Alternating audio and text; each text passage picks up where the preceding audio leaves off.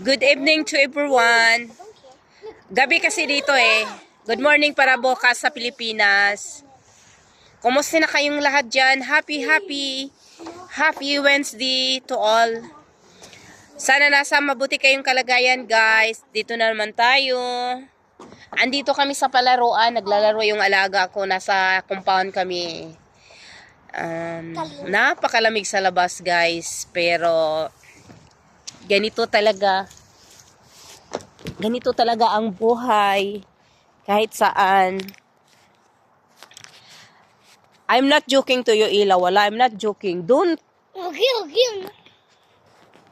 Then,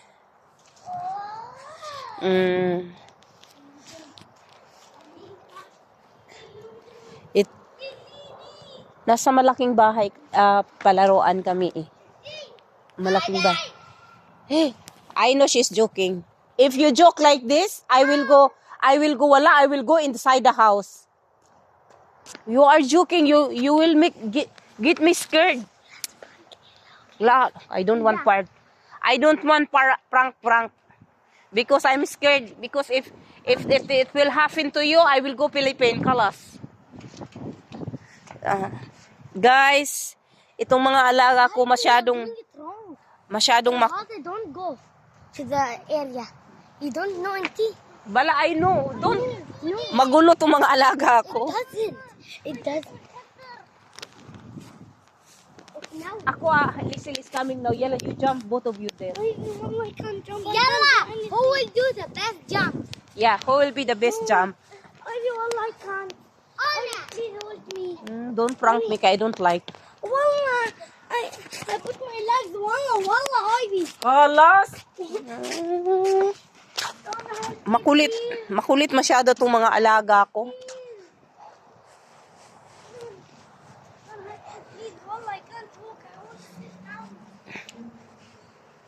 Malaki ang nataran nila dito.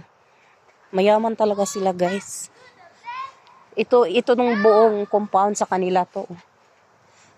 Yan ang kanila. Yan. Pati yan sa kanila. Buong, parang buong buhang to poblasyon. Ganito kalaki ang lawak ng bahay nila.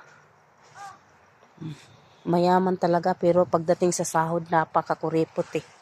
Pero okay lang guys, sa pagkain walang problema. Pero pagod ka rin sa sahod mo. Minsan pagod ka, naghahanap ka rin ng mas more pa na sahod eh. Yan ang mga mga driver. Yan kwarto nila yan dyan. Nasa labas ako nag-walk. Yang malaking yan yung bahay ng amo ko. Ito sa mama niya yan. Watch up guys. Don't forget to like, comment and share. Maraming salamat po. Bye-bye.